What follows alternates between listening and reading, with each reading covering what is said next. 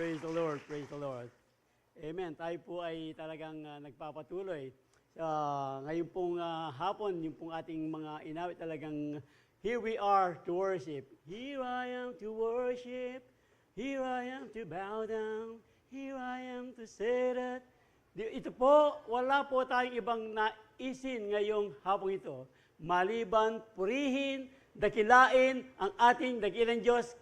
Sabi nga, nakakaantok, pero pagdating po sa salita ng Diyos, hindi po tayo maaantok dahil this afternoon we will bless the Lord. We will bless the Lord, O our soul, and all that is within me. Come on, bless the holy name of God.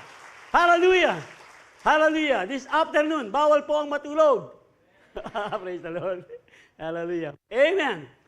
Tayo po'y nagpapatuloy sa ating pong bagong serye. Kung niyo pong natatandaan, ano po yung ating pinag-usapan last week? Yan, I am the bread of life. Pag pinag-uusapan po yung bread of life, alam naman natin, ito po ay talagang kailangan, essential po. Ang bread sa ating pong pang-araw. Pagkain, of course, alam naman natin kung ano ang ibig sabihin ng ating pinag-aaralan. Maliban po sa physical na pagkain, higit lalo po ang salita ng Diyos dahil siya po ang nagsabi mismo, He is the bread of life. Siya po ang nagbibigay satisfaction sa atin at pag satisfied na po tayo, di ba? Ibahagi po natin yan. Yung pong mga kumakain sa mga restaurant, remember? Tapos pag nasarapan tayo sa luto, doon sa kinainan natin, ma-word of mouth, yan. At tapos, punta ka doon. Masarap yung kanilang pagkain doon, ma-word of mouth. Yan po, ng ating pinag-aralan, salita ng Diyos, i-word of mouth po natin ang kabutihan ng Diyos sa ating mga buhay. Amen. Sige po, palakpakan ng Panginoon. I am the bread of life. Of course, marami po itong I am. Siguro po mga 7 hanggang 9 ang pag-uusapan natin. Kung hindi pa darating ang Panginoon, sabi nga pong madalas ng ating punong pastor. So, nasa pangalawa pa lamang tayo. Yung pong pag-uusapan po natin, I am the light of the world. Ang sabi po ng salita ng Diyos, I am the light of the world. So, pag pinag-uusapan po ang light, halimbawa, patayin natin lahat ang ilaw dito, hindi niyo po ako makikita, kahit nandiyan ako sa likod, kala niyo nandito pa ako. So, kailangan po nating ang liwanag, higit lalo po ang liwanag ng salita ng Diyos, ang ating Panginoong mismo Jesus. When Jesus spoke again to the people, sabi po ng salita ng Diyos, John 8:12, when Jesus spoke again to the people, He said, I am the light of the world. Whoever follows me will never walk in darkness, but will have the light of life. Salamat po. Muli dakilang Diyos ngayong hapong ito, sa isang maikling pagbubulay ng iyong mga salita. Hallelujah, hallelujah. Ang aming pong dalangin ng bawat isa sa iyong mga anak, kasama ng iyong lingkod na gagamitin na maging bukas ang aming mga puso at kaluluwa. Ang aming mga pandinig sa iyong mga salitang ipapaalam, ipapaaral sa amin. Ang sa ganoon, sa paglabas po namin ng bahay, sambahang ito, bahay dalangin ng ito, kami ay magdadala ng bagong tibay pananampalataya, bagong antas ng pagsamba, at buong pagtitiwala na kayo po, O Diyos, ang siya magiging liwanag ng aming mga buhay sa pamamagitan po ng iyong mga makapangyarihang salita. Patuloy ang iyong presensya ay punuin ang sanktuaryong ito, ang bawat sulok ng puso ng iyong mga anak. Kasama po maging ng aming naka-online. Kayo po, O Diyos, ang aming pupurihin, itataas, wala ng iba. Ang aming dalangin ito po sa iyong matamis at makapangyarihang pangalan. Kristo Jesus. Kristo Jesus. Amen. Amen. Sige po, tuloy po tayo sa ating pinag-uusapan. Sinabi po ng ating Panginoon na kung talagang tayo po ay susunod sa Kanya, if we truly follow Him, we will never walk in darkness. We will never walk in darkness. Bakit nga? Dahil nasa Kanya po ang liwanag. Sa Tagalog po siguro, siya ang ilaw ng mundo. Pero ilaw, parang yung ilaw napupundin eh. So, siguro po, siya ang liwanag. Siya ang liwanag. Pero, ano naman, translation lang naman yun eh. Alam naman natin na ang ating pong Panginoon, kung light siya, hindi lang siya basta ilaw. Liwanag po. Siya po ang liwanag ng mundo. Kaya nga kung siya po ang liwanag ng mundo, siya rin ay magiging liwanag po ng ating mga buhay. Ito po ang tinuturo ng ating Panginoon na kailangan po natin ang pagsunod. If Jesus is telling us na if we obey Him, wala pong sandata, walang panlilinlang, deception, na talaga pong mananagumpay laban po sa bawat mananampalataya anak ng Diyos na nagdadala po ng liwanag ng ating Panginoon, ng liwanag ng kanyang mga salita na kasama po sa ating pag-aaralan hanggang mamaya po. Hallelujah! Praise the Lord! Kaya nga po, ano nga ba talaga ang ibig sabihin ng ating Panginoon? If the meaning is there Jesus being the light of the world, kung si Jesus po ang light of the world, ano pa ang dagdag ibig sabihin po ng ating pag-aaralan? Kung talagang siya ang light of the world, isa pong another kahulugan po ng light of the world, siya po ang overcomer of darkness. Kung siya po ang light of the world, ibig sabihin, ang ating Panginoon, siya po ay the overcomer of darkness. He is the overcomer of darkness.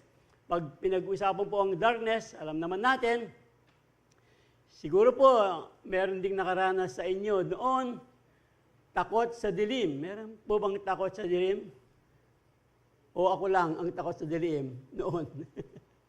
Di ba, pag gabi, tapos lalakad ka sa madilim na eskinita, kaya madilim na daan, tapos naghihintay ka pa ng makakasabay para lang, naranasan ko po kasi yan, talagang, di ba, pag madilim, gagawin mo, tatakbo ka ng mabilis. One time, naglalakad po ka sa dilim.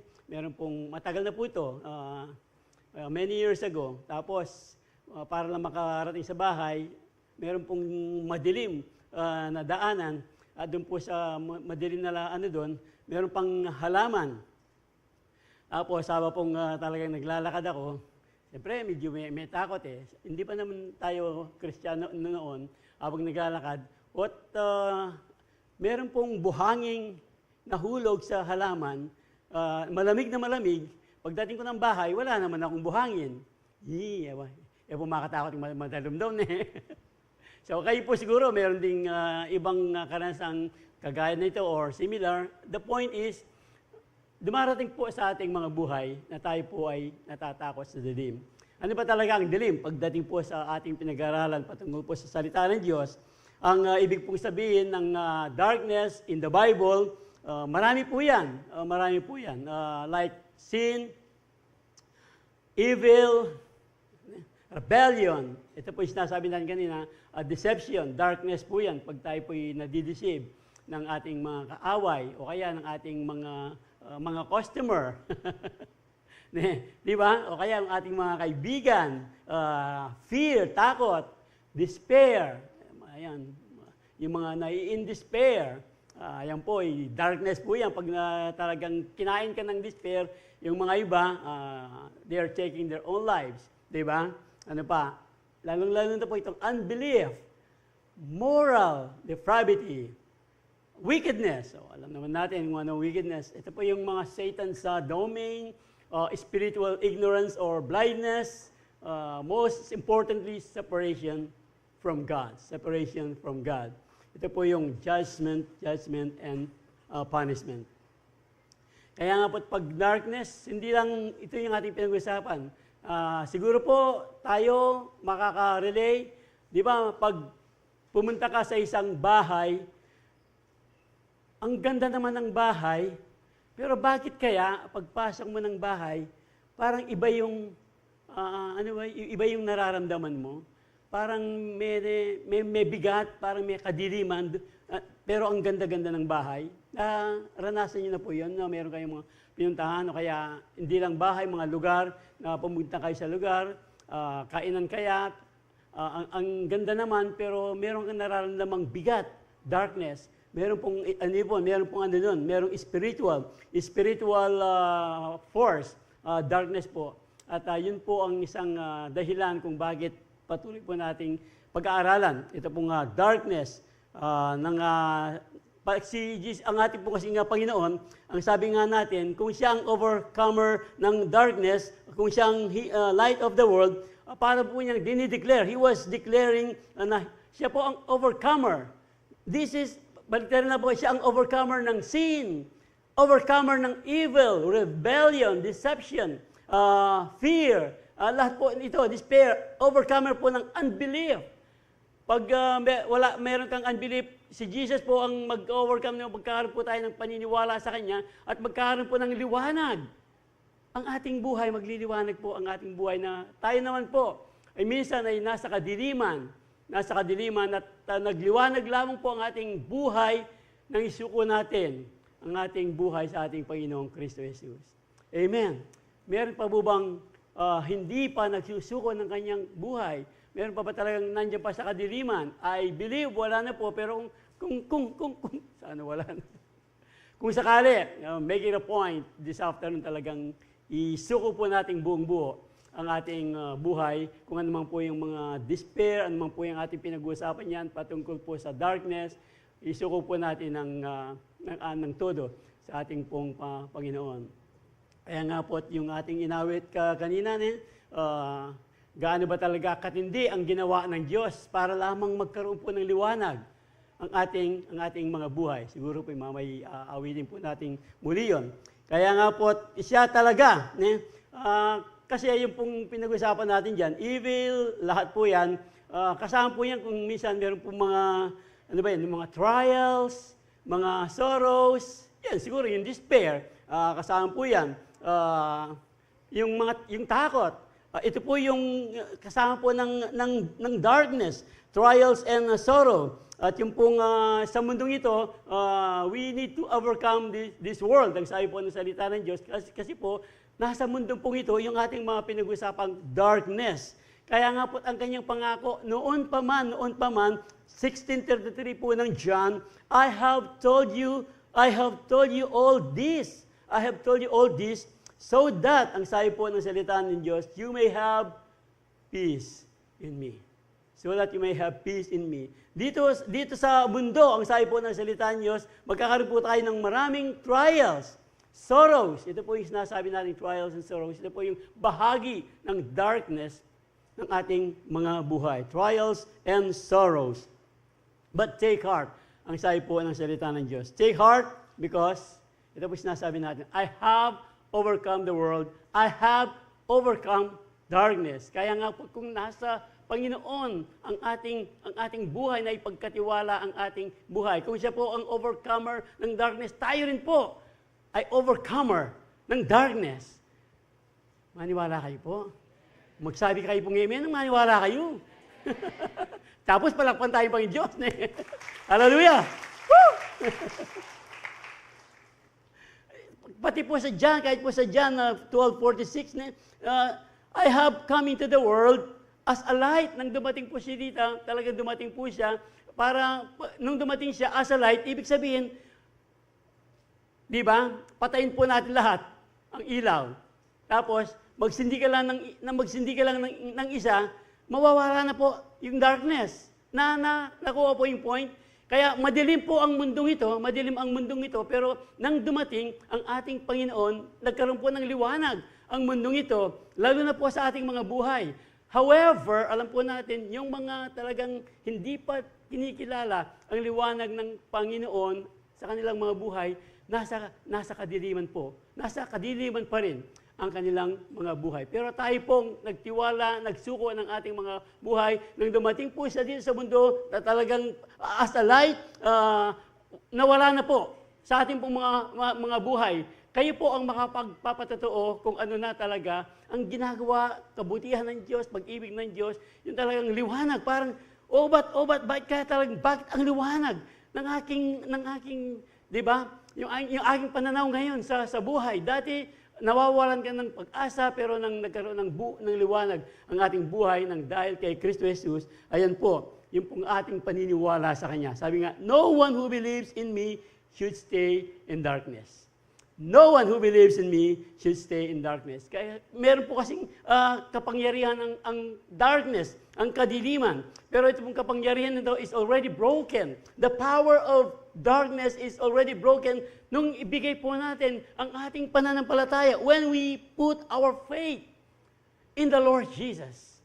When we put our faith in the Lord Jesus, yun po talagang the power of darkness is broken, totally broken. Kaya nga po, wag na po nating pagdikit-dikit muli yung nabasag ng darkness na yan. Dahil ang ating pong Panginoong Kristo Jesus, ang siya pong talagang naging dahilan, naging kapangyarihan natin para tayo rin po ay managumpay laban po sa kadiliman ng mundong ito.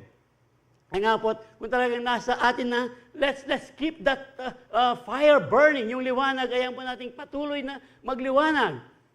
Yung po mga LED, mga lights, di ba? Kahit po hindi mga LED, yung mga ilaw, over time, maubos po ang kanilang, di ba? Mapupundi lang, magigisan lang, tapos pinapalitan. Pero kaya nga po, hindi po natin papalitan. Patuloy po nating pagkaalabin ang ating mga ilaw para po mapundi, para po hindi Tagalog din yun mapundi. LJ.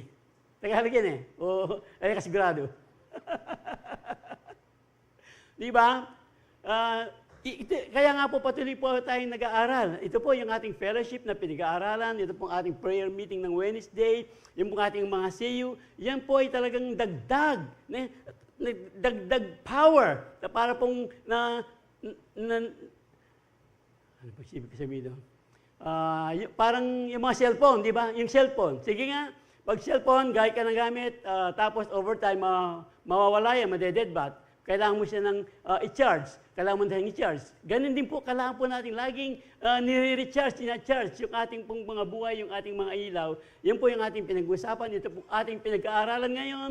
Yung po mga iba pang, kayo po, lalo na po, pag tayo po ay nasa ating mga personal na pananalangin. These are only some ways na para po mag-alab ang ating ilaw, patuloy na mag-ilaw, yung pong prayer meeting, yung mga Bible studies, ano pa ba, yung mga CUs, and yung pong pagsamba, and most importantly, masusubok po talaga yung ating ilaw kung talagang hindi po yan napupundi sa ating pong mga personal na pananalangin, personal na pagtitiwala sa Diyos, personal na pagsamba sa ating dakilang Diyos. Amen. And these are the ways para po yung pong liwanag natin, nakita po natin, nasumpungan natin sa Panginoon, ay talagang patuloy po. You, Lord, keep my lamp burning. You, Lord, keep my lamp burning. My God turns my darkness. Ito na po yun. Kaya nga po, wala na pong iba. Yung pong pananampalataya natin, when we put our faith in God, in Jesus, yung pong ating darkness, ay talagang yung trials, sabi ko nga kanina, fear, hopelessness, unbelief, and many more. Madami po yan. At ito po, pinalitan na po ng Diyos. Yung pong morning natin, wala na pong ibang pwedeng magpalit niyan ng kaliwanagan, ng kagalakan, maliban po sa ating Panginoong Kristo Jesus. Kaya nga po, at meron tayong inaawit na, You turn my morning into dancing, remove my sackcloth and clothe me with joy.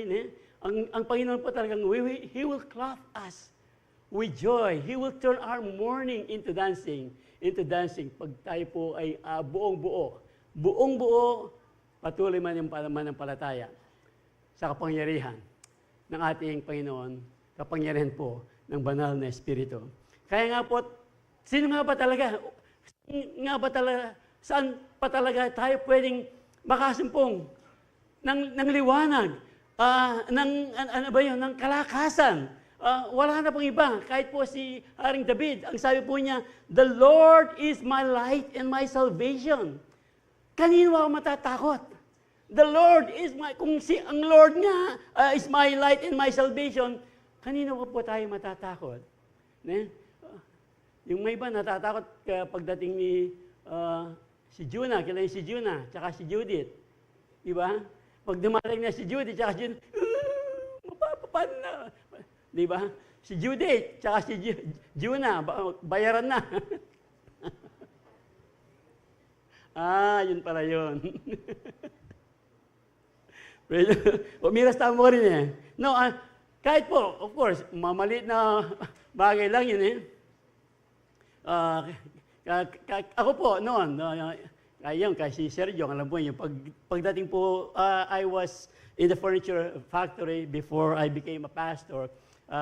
Ito po yung nakakatakot. Pag dumarating na po yung delivery, tapos hindi pa natatapos yung deliver, ayun.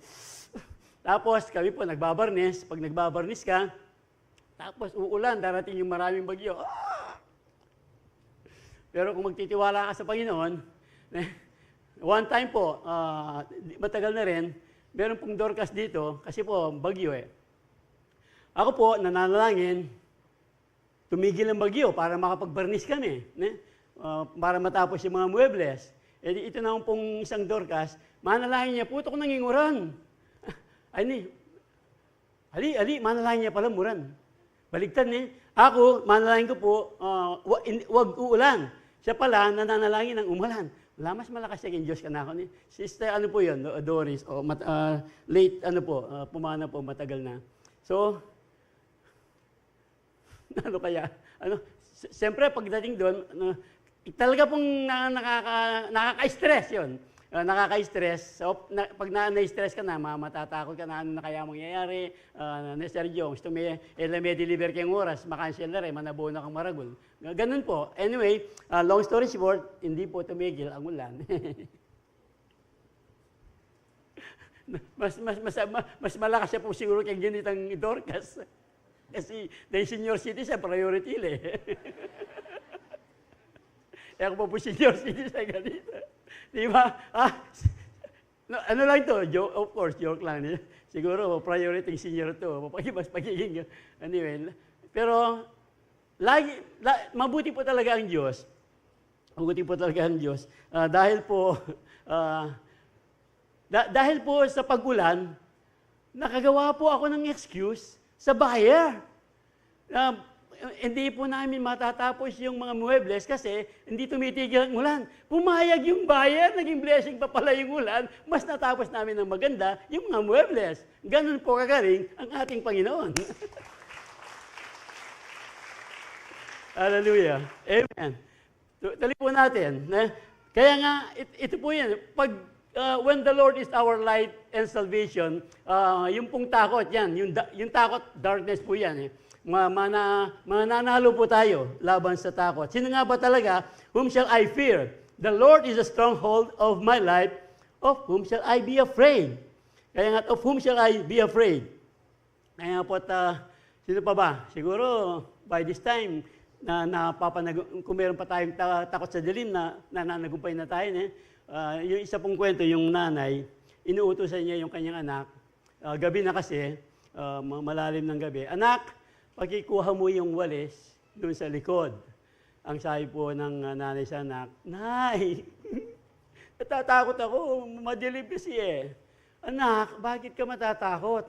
Nandoon naman si Jesus. Sabi niya, ano si Jesus sa labas? Ay, totoo po, takot talaga. Hindi, huwag kang matakot. Andun nga si Jesus eh.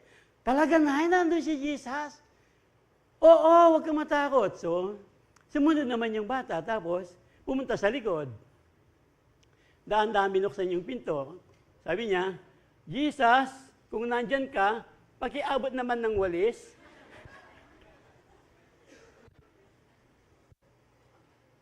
Pero yung totoo po, kahit saan po tayo pumunta, wala pong dilim dahil meron pong liwanag sa atin. Yung pong liwanag natin, yung pong tiwala natin. The Lord is my light and my salvation. Whom shall I fear? The stronghold of my life? Of whom shall I be afraid? Tama. Hallelujah. Praise the Lord. Talaga pong, this is the message talaga. Ito po talaga ang mensahe ng ating Panginoon. Yung mensahe na we have heard from Him, declare to you. Ang sabi po ng salita ng Diyos. God is light. God is light. In Him, there is no darkness. 1 John 5:7 yan po. In Him, there is no darkness. Ang sabi po ng salita ng Diyos. No, is no darkness at all. Ito po yung, listen to this. This is the message we have heard from Him and declare to you. Sabi po ng salita, God is light. In Him, there is no darkness at all. There is no darkness at all. Now, if we claim to have fellowship with Him, and yet still work in darkness, mga sinungaling daw po tayo. Salita po ng Diyos. Ne? If we claim to have fellowship with Him, and yet walk in darkness, we lie and do not live out the truth. Sabi nga, you cannot walk with God holding hands with the devil. You cannot walk with God na tapos holding hands pa kayo ng, holding hands kayo ng devil, hindi po pwede yun. God is light, in Him there is no darkness. If we claim to have fellowship with Him, yet walk in the darkness, we lie and do not live out the truth. But if we walk in the light, as He is in the light, ito po yun. If we walk in the light, as He is in the light, we have fellowship. We have fellowship with one another. And ito po yun. And the blood of Jesus, His Son, purifies us from all sin, from all darkness, from all unbelief, from all fear. Yung pong dugo po ng ating Panginoong Kristo Jesus. Kaya nga po yung ating inawit kanina, I'll never know how much it costs. I'll never know. Ano ba talaga? Matatapatan ba natin ang halaga ng ating kaligtasan? The precious blood of Jesus. And the blood of Jesus, His Son, purifies us from all sin. Amen. Amen. Imposible na sasabihin natin to claim to live in Jesus, pero you still have live a wicked, it is impossible for us to claim to live in Jesus, but still live a wicked worldly life, and there is worldly life, and there is no true godly fellowship between those who are faithfully living in the light and those who are not. Ulitin po natin, it is impossible for us to claim to live in Jesus, but still live a wicked, a worldly life. Imposible po. Kaya nga po, you cannot walk with God holding hands with the devil. And there is no true godly fellowship. Mga sinungaling po tayo, hindi po totoo yung sinasabi nating godly fellowship between those who are faithfully living in the light and those who are not. Tayo naman talaga lahat. Hindi po natin mainiyan. Tayong lahat galing sa darkness, unrighteousness, nang dahil po, alam naman natin ito, nang dahil po sa ating ninuno, Adan at Eva. Siguro mas nauna si Eva, no? Eva at Adan. Kasi po unang kumain ng prutas na hindi mansanas. Tapos, alam natin yung kwento. At minana po natin ang mga kasalanan yan. At dahil po yan, dyan, ito po yung nangyari. We were created in the image of God. Tandaan po natin to. We were created in the image of God. Ano ba yung image of God? Maningning, matuwid, righteousness, holiness. Ito po ang pagkakagawa ng Diyos sa bawat isa atin kay Adan at Eva. Kaya lang po nalaman ni Adan at Eva na sila ay ubad nang nawala po ang kaningningan sa kanila. Hindi naman nila alam na sila ay hubad, na wala po ang kaningningan sa kanila nang sila po ay mag-disobey at magkasala laban sa utos ng Diyos. At ito po yung nawala, pati po yung katuwiran ng tao at ang kabanalan ng tao nang dahil dito, kailangang magbayad ng tao ng kamatayan. Pero ito po, yung binasa natin kanina, para hindi na magbayad ang tao ng kanyang kasalanan, si Kristo na po ang nagkatawang tao para po siya ay mamatay, umagos ang kanyang precious blood para po pantubos ng ating mga kasalanan. Wow! Wow! For God so loved the world. John 3:16, time and time again, hindi po magbabago ang kapangyarihan ng kanyang salita na mahal ng Diyos ang tao, the world, na binigay niya ang kanyang kaisa-isang anak. Na sinabi po natin, umagos ang kanyang dugo na matay doon sa krus ng Kalbaryo para lamang tubusin ang ating mga kasalanan. Ito po ang sinasabi ng salita ng Diyos. Kahit po yung ating mga bisita, kung sakali po, this is the first time you're going to hear this, pero siguro hindi naman. Pero kung sakali, ito po, tandaan natin, kung meron tayong tatandaan, huwag po natin kalilimutan. John 3:16, "For God so loved the world, He gave His one and only Son, that whoever will believe in Him will not perish." Hindi na mapapahamak. Hindi na nga mapapahamak, meron pang dagdag at magkakaroon ng buhay na walang hanggan. Ito po yung buhay na walang hanggan. Ito po yung liwanag na nasa atin na ngayon, ng ating pong katiyakan na meron po tayong buhay na walang hanggan. Amen. Lahat po ng nakakatiyak ng kanilang buhay na walang hanggan, palakpakan ng Panginoon. Woo! Hallelujah. Praise the Lord. Tayo po, once we were all in darkness, pero ngayon po, but now you have light from the Lord. You have light from the Lord. Kaya nga po, so, live as people of light. So, live as people of light. Dahil po itong light within, for this light within us. Ito po yung magpo-produce, kung ano man ang mabuti, what is only good, right, and true. For this light within you produces only what is good and right and true. Dahil po kung nasa atin po ang liwanag, hindi po tayo magpo-produce ng mga masasama. Kaya nga po, O ye generation, Matthew 12, if I'm not mistaken. Matthew 12, 34, 35.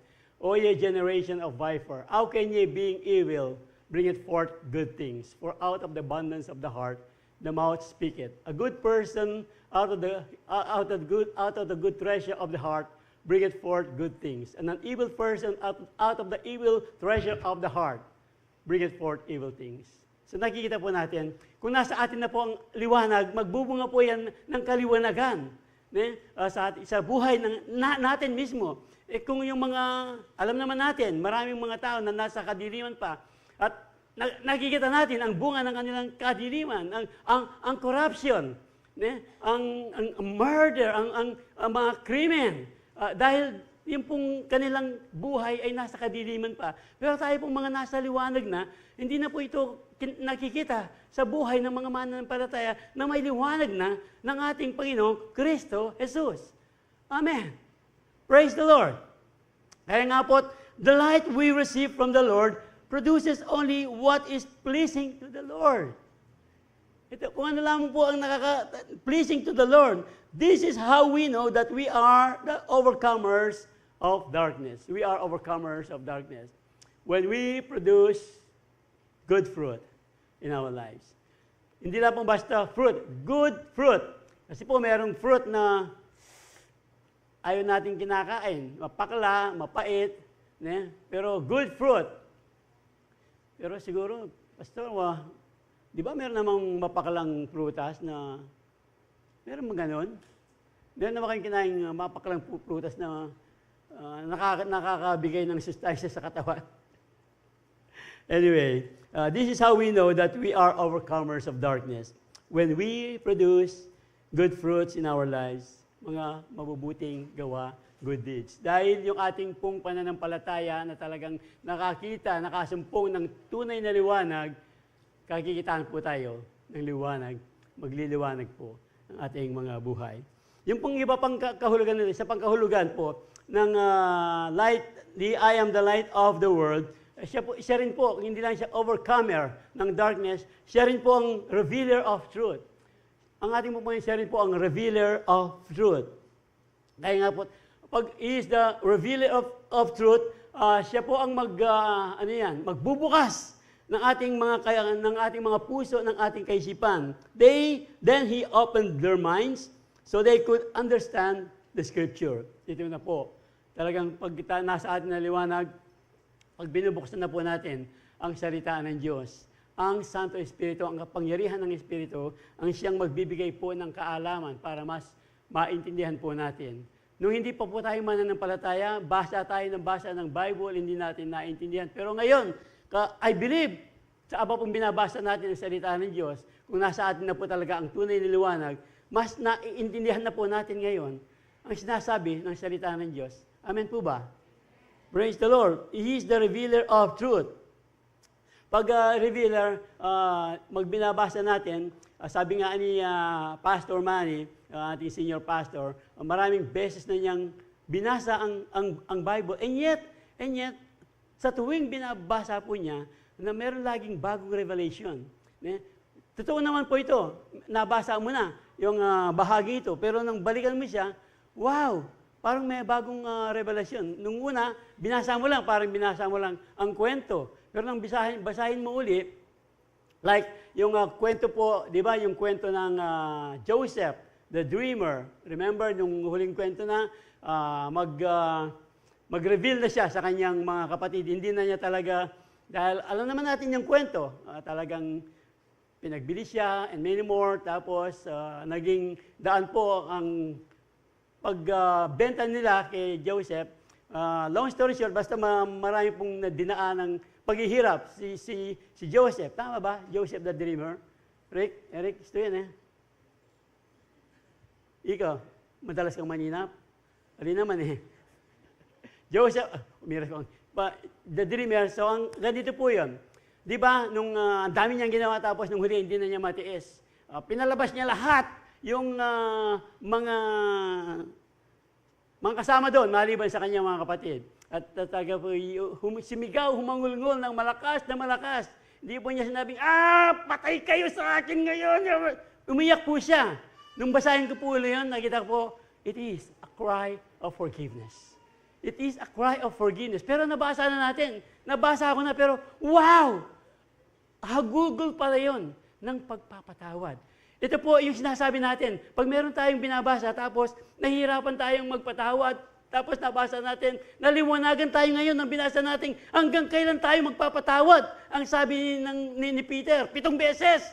7 beses, ang sabi ng Panginoon. Ilan? Ram, ilan? 70 times 7? Correct. Very good. No, ang point po, di ba nang nabasa natin yung, ito, ganun pala yun. Hanggang ngayon, di ba? Naliwanagan na tayo ngayon ng pagpapatawad pala ay laging handa kung paano tayo pinatawad ng ating Panginoon. Revealer of truth, katotohanan. Marami pa po, pag binabasa natin ang salita ng Diyos, nare-reveal po niya ang katotohanan ng kanyang mga salita. Kahit po si Lydia, meron po isang babaeng pangalan ay Lydia ng Thyatira, taga Thyatira. One of those listening was a woman from the city of Thyatira named Lydia, a dealer in purple cloth. She was a worshiper of God. The Lord opened her heart to respond to Paul's message. So, binuksan na ng Panginoon ang puso ng babaeng ito. At base po sa kwento, ito pong Lydia ito, naging matulungin. Tayo po, noon siguro, meron tayong pagkakuripot, huwag na kayong mag-aamin. Di ba? Huwag na kayong mag-aamin. Pero nagnabasa natin ang salita ng Diyos, na sabi niya, remember, doon po sa Matthew, nabilanggo ako, dinalaw niyo ako. Nagkasakit ako, di ba? Hubad ako, dinamitan niyo ako. Nagutom ako, pinakain niyo ako. Kaya Panginoon, kailan namin ito ginawa? Sabi ng mga disciples, remember, ang sabi ng Panginoon, kung ano ang ginawa ninyo sa ibang tao, ginawa niya para sa akin. So kung dati pala, hindi natin ito nagagawa, naging kuripot. Ngayon, dahil naliwanagan na tayo, ito po yung sinasabi, kung toro po naliligit, kung toro, basta, kagulo ko na, basta sa tuwing, maliliwanagan tayo, yun pala, sa tuwing maliliwanagan tayo sa salita ng Diyos, nababago po, lalo pong lumiliwanag, lumilikas, lumalakas ang LED natin. Di ba? Ang liwanag natin. Woo! Ganun po ang sinasabi, i-reveal po niya. Ang maraming bahagi po ng ating buhay, i-review po ng Diyos. Kaya nga po itong si Lydia ay talagang naliwanagan po siya talagang, paano kasi ito? Meron kasing tinuro si Pastor Manny, sa ating punong pastor, nung aming Biyernes, at saka kagabi, maybe kaninang umaga rin, sinabi niya, paano po tayo maliliwanagan? Yung nagrema ba? Di ba pag tayo po yung nagsisiyo, ano ang nagrema sa iyo? Ano ang talagang nakuha mo sa ating pinag-aaralan? So siguro po ngayon, wow, magrema na, ano kaya? Siguro kanina po meron nang nagrema sa atin. Ano pa kaya ang patuloy na magre-rema? Ito po ang sinasabi ng salita ng Diyos. John 15:7, if you abide in me, and my words abide in you, ask what you will, and it will be given to you. Pero yung dalawang bahagi po, ang paliwanag po sa amin ng ating punong pastor, dalawa po ang kahulugan ng word. If you abide in me, if you abide in my word, yun po yung sinasabi ng salita ng Diyos. Me, ang Diyos po ang word. Yung pong word niya, yung pong mga salita niya, yung kanyang mga turo. If you abide in me, yun po yung mga teaching na siya po yun. Word, sa Greek daw, ang word na kahulugan doon, logos. Meaning logos, yung word, siya mismo, yung kanyang mga teaching. If you abide in my teaching, and my words abide in you. Ano po yung words sa second sentence? And my words, yung rema po. Rema. Talaga po Greek word yun. Hindi lang po talagang nagre-rema. Talagang rema, Greek word na rema, na talaga namang sa atin po magre-rema. And my words nagrema sa iyo. And my words stays in you. And my words talagang naliwanagan ka. Ito po yung ating sinasabi kanina. Napag-aralan natin, pero hindi naman nagrema sa atin, wala pong kwenta. Kaya nga po, ngayon nag-aaral tayo ng salita ng Diyos. Pag umuwi tayo, walang nagrema sa atin, wala po. Wala po tayong naintindihan. Wala tayong nakuha sa ating pinag-aaralan. Sayang ang pagpunta natin sa bahay ng Panginoon. Kaya kuminsan po, yung mga nakikinig, minsan isang salita lang, o isang verse lang, kahit po marami yung ating mga verse. Siguro kahit marami, siguro naman meron ating kayong matandaan ng karang verse, Merong nagrema sa inyo, no? Meron? Siyempre. Praise the Lord. Nagrema, yun po sinasabi ng salita ng Diyos. Pag nagliwanag po ang salita ng Diyos sa ating mabuhay, tunay pong nagrema ang salita ng Diyos. At yung po ang He will reveal the truth, magbabago po. Di ba? Kaya nga, open my eyes to see. Ito po yun. Magre-rema. Bumubuksan po yung ating mga mata. Open the eyes, my eyes, to see the wonderful truths. Para makita, para magrema ang katotohanan ng iyong mga salita. Ma-enlighten po tayo. Kaya nga, meron din tayong rev na dito. Open the eyes of my heart, Lord. Siguro meron pong gumahit na, sabi niya, open the eyes of my heart, Lord. Open the eyes. Pero yung totoo po, open the eyes of my heart, Lord. Open the eyes of my heart. I want to see you. I want to see you high and lifted up, shining in the light of your glory. Pour out your power and love as we sing, holy, holy, holy. Holy, holy, holy. Ma-enlighten po tayo pag binuksan po ng Diyos. Hinayaan po natin, buksan ng Diyos ang ating mga mata. Makikita po natin ang tunay na liwanag ng Diyos at magliliwanag yan sa ating pang-araw na buhay. Come on!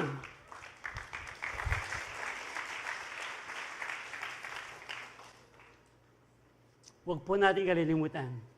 Hindi po mawawala ang pananalangin. Lagi pong kasama ang pananalangin sa ating pong mga buhay. I pray that the eyes of your heart may be enlightened. I pray that the eyes of your heart may be enlightened in order that you may know the hope to which He has called you, the riches of His glorious inheritance in His holy name. Prayer is a way for us to ask the Lord to open our understanding for both ourselves and others. Kailangan po natin, hindi po yan mawala sa ating mga buhay. Kaya nga, yung po talagang prayer, sabi nga ni Martin Luther King Jr., To be a Christian without prayer is no more possible than to be alive without breathing. To be a Christian without prayer is no more possible to be alive without breathing. Hindi po tayong pwedeng mabuhay na hindi humihinga. Kaya po ng panalangin. Ang pagiging Kristiyano po ay kakambal ang pananalangin. Kaya nga po, i-unfold po ng Diyos. The unfolding of your words, magbibigay po ng liwanag sa ating mga buhay, and it will give understanding, ma-enlighten po yung ating mga buhay. Amen. Praise the Lord. Overcomes the darkness, so He is the overcomer of darkness. He is the revealer of truth. Malyari na pong mayari ka rin, pero ating pa pong metong. Pila na minuto nun. Okay ko pa, mahaba para. Patsiyati po kasi mag-timing kayo, medyo mga nervisan kami kayo. Lalo na po, 10 minutes na ka. O sige, mag-pray na tao.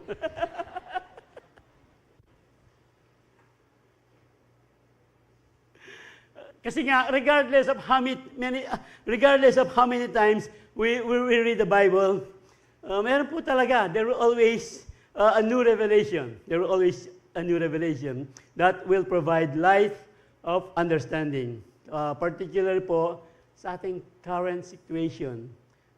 Dahil po ang salita ng Diyos ay buhay. Hindi po ni heaven and earth will pass away, but my word will never pass away. Ang sabi po ng salita ng Diyos, Matthew 24:35.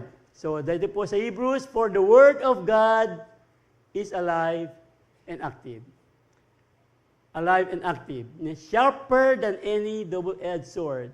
It penetrates even to dividing soul and spirit, joints and marrows. It judges the thoughts and attitudes of the heart.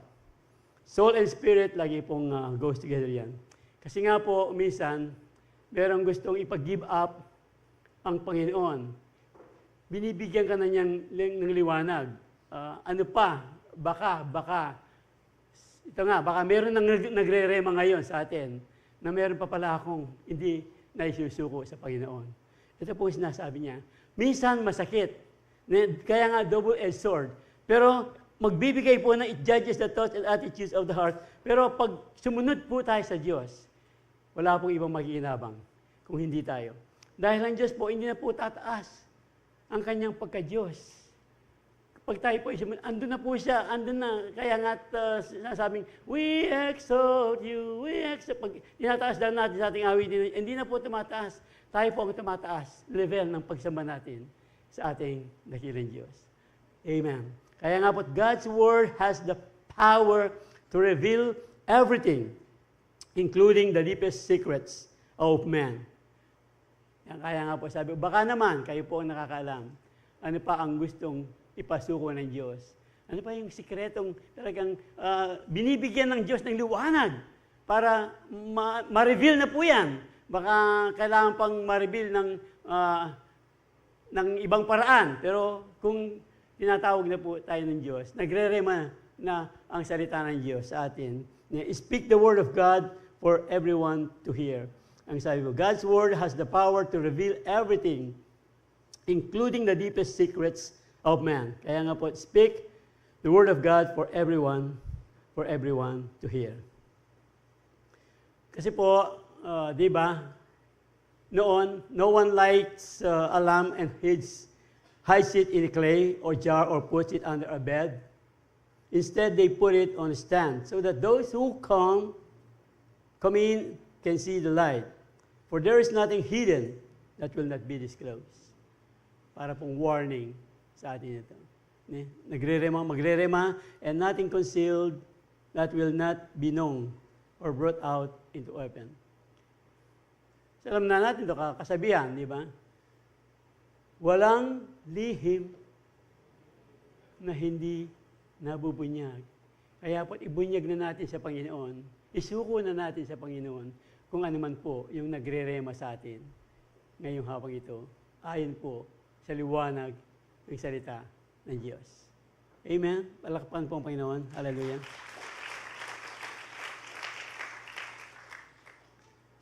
Kahit po si Daniel, remember si Daniel, isa rin pong dreamer, Joseph the Dreamer. Si Daniel po ay tag-interpret ng dream.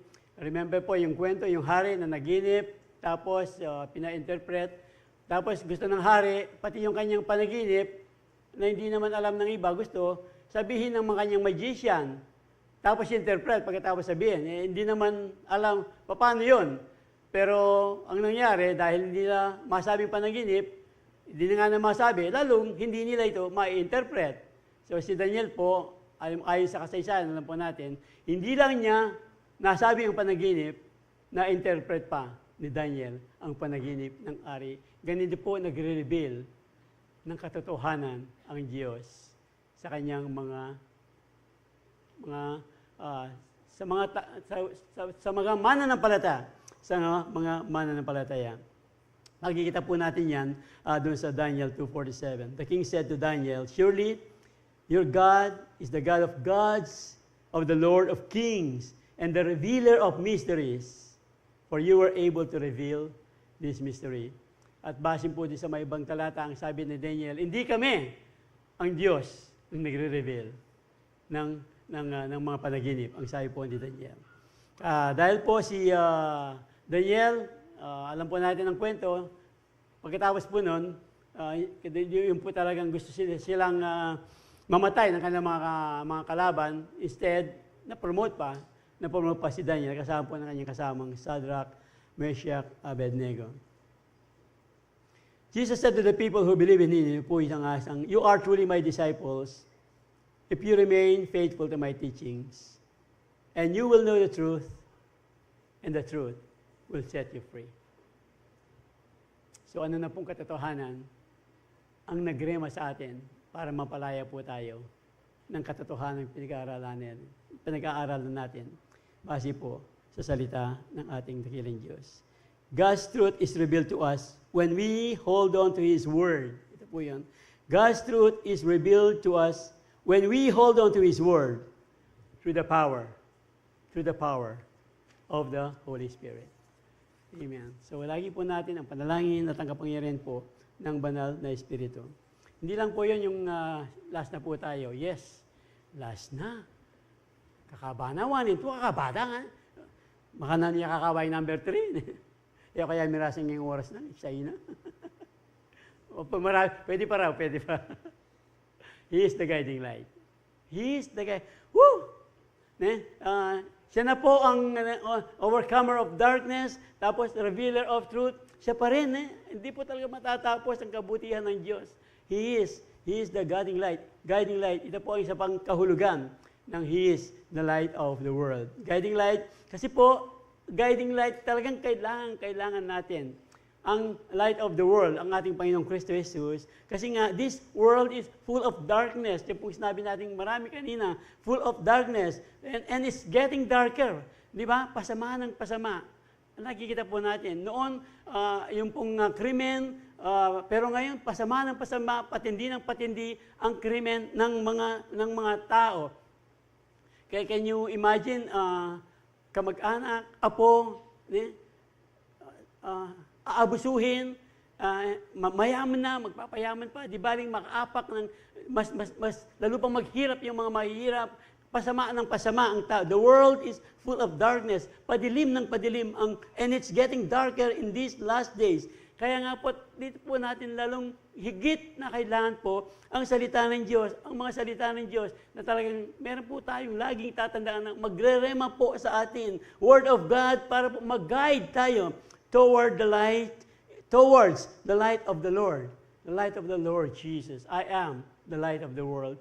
Si Jesus po ang ating Panginoon. Kanya pong salita, ang ating pong ilaw, ang ating light. Sabi po, your word is a lamp unto my feet and a light unto my path. So your word, anong word? Kayo po ang makakanya. Kaya nga, reveal of truth, basahin po natin ang salita ng Diyos. At siya po ang magre-reveal ng katotohanan sa ating mga buhay.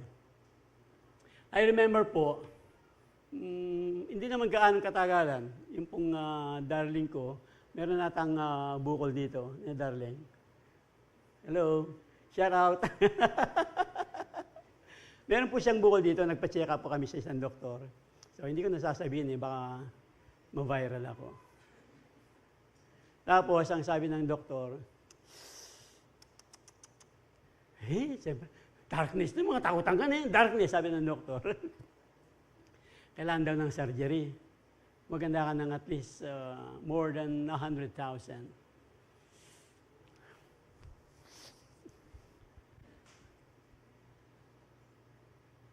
He is the guiding light. Ano pong guiding light? Ang pwede po namin. So, ang ginawa po namin, ba yung ultrasound ba yun? Ultrasound ba yung ginawa natin? Ultrasound? Whatever. Check up. Tapos, napo-check up. Bumalik kami. Doon sa check up, kasi nga, guiding Yung guiding po, kailangan di ba sabi natin kanina, hindi ka naman basta, ay, ano kayang mangyari? Umakanya itang doktor ito. Nukari ko kumang 100,000. Kailangan po, siyempre, kailangan mo na ng panalangin. Di ba? Kailangan natin panalangin. Kailangan din po natin ang Santo Espiritu. So, panalangin, and then pagkatapos po ng check-up, pagkatapos po ng testing, lumitaw, ay, kulangan niya pala. Nakikita niya po yung point na kumisan, guiding light, kayo po, naranasan na natin na talagang yung guiding light ng ating Panginoon. So, isa pa po, nasabi ko na ito pero yung biso namin, about 2 years old, balik sa hospital dahil sa mango ko na.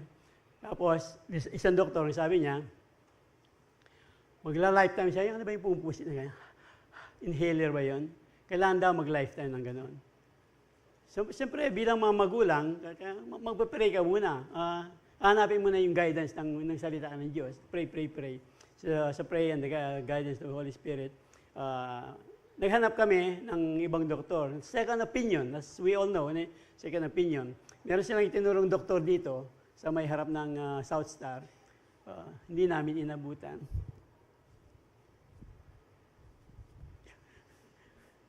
So, lakad kami, and then ginaid po kami ng Banal na Espiritu sa isang doktor dito sa dating may Acumed. And then, long story short, yung palang problema ng anak namin, primary complex. Primary complex. The point is, when we trust in the Lord, sa kanyang liwanag, sa kanyang guide, sa kanyang mga salita, siya po ang magdedirect sa atin kung saan niya tayo dadalhin para sa ating kabutihan. I know the plans I have for you. Plans to prosper you, not to harm you. Plans to give you hope and a future. Jeremiah 29:11. Praise the Lord. Palakpakan Panginoon. Hallelujah.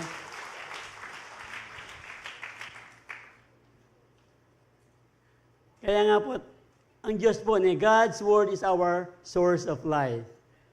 Understanding, wisdom, and discernment. Wisdom and discernment. Kaya nga po, siya lang po talaga, I will instruct you and teach you in the way you should go. Ito po yung ating sinasabi kanina. I will instruct you and teach you in the way you should go. I will counsel you with my loving eye on you. With my loving eye on you. Kaya nga po, do not be stubborn and be willing to obey God. And He will always guide you in His wonderful plans. He will always guide you in His wonderful plans. Meron po tayong isang kasama doon po sa ating DEP class, level 1, Biblical Foundation. Meron daw pong nagliligaw sa kanya. Burini. Siyempre, yung pong lalaki, ang problema lang, yung lalaki, hiwalay sa asawa dahil yung asawa, ala pong chismisin ala pong marites binibigyan ko lang po ng total wala namang pangalan Hindi naman alam kung sino sila. Kahit ako, hindi ko naman alam Yung babae daw, unang, siguro para bigyan ng katuwiran, unang nagloko, yung lalaki ngayon, naghiwalay sila. Tapos itong lalaki, nililigawan nitong babae. Hiwalay, so ibig sabihin, may problema. Buri na yung buri. Pero, dahil po sa pag-aaral, Hindi po sagutan. Ito po yung sinasabi natin. Kayo po siguro, mga simple lang. I will instruct you and teach you in the way you should go. I will counsel you with my loving eye on you. Kaya nga po, do not be stubborn and be willing to obey God, yung po sinabi natin kanina, and He will always guide you to His wonderful plans. So, ang ano lang po, ang sikreto lang po, willingness, tapos obedient. Willingness and obedience. If you are willing and obedient, ito po, tuloy-tuloy po, you will always eat the good things of the land. Hindi po tayo mapapasama pag ang Diyos po ang naging guide ng ating pong mga buhay. He will always guide you continually, and satisfy your soul in drought, and strengthen your bones. You shall be like watered garden. Wow! And like the spring of water, whose waters do not fail. Kaya nga po, pag yung Spirit po ng truth, ito po yung salita ng Diyos, yung kaliwanag ng Diyos, when the Spirit of truth comes, He will guide you. He will guide you to all truth. So, we can always count on the Lord. Kanina po tayo magka-count, you can always count on the Lord to always guide you with His light through His Word and help you through the Holy Spirit. Amen. Praise the Lord. Meron pong nagrema sa atin? Hallelujah. Kung siya po ang light of the world, siya po talaga ang overcomer of darkness. Hindi lang overcomer of darkness, revealer, siya po ang revealer ng truth. Siya po ang guiding light. Ang hinihintay lang po ng Diyos sa atin, call upon the name of the Lord. When we call upon the name of the Lord, yung pong nating madilim, kayo po,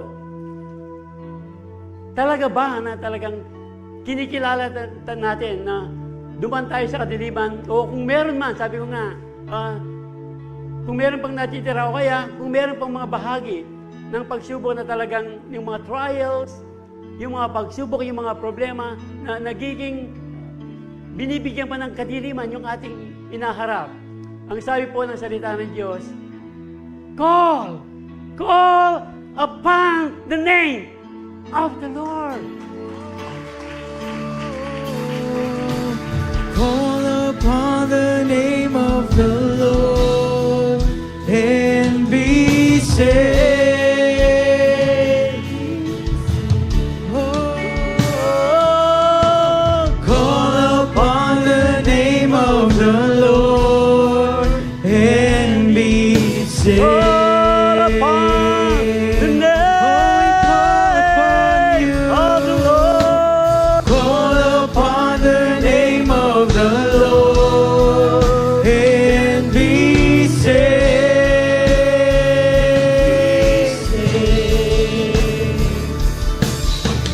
Call upon the name of the Lord and be saved. Oh, here I am to worship. Here I am to bow down. Here I am to say that you're my God. You're altogether lovely, altogether worthy, altogether wonderful to me. Here I am to worship. Here I am to bow down. Here I am to say that you're my God. You're altogether lovely, altogether worthy, altogether wonderful to me. Hallelujah. Hallelujah. Napakayaman po. I am the bread of life. I am the light of the world. He is the bread of life. He is the bread of life. Kung siya po ang bread of life, is essential. So is the light that overcomes darkness. If the bread of life gives satisfaction, so is the light brings enlightenment. If the bread of life needs to be shared, so is the light need to shine. Need to shine. Yung pong liwanag ng salita ng Diyos, you are the light of the world. Matthew 5:14-16, you are the light of the world. A town built on a hill cannot be hidden. Neither do people light a lamp and put it under a bowl. Instead, they put it on stands, and it gives light to everyone in the house. In the same way, let your light shine before men, others, that they may see your good deeds. Your light will shine and glorify your Father which is in heaven. Let your light shine upon men. Hallelujah! Hallelujah! Out of 100 people, only one will read the Bible. Only one will read the Bible. 99 will read. People, let your light shine upon men. Hallelujah! Hallelujah! Amen!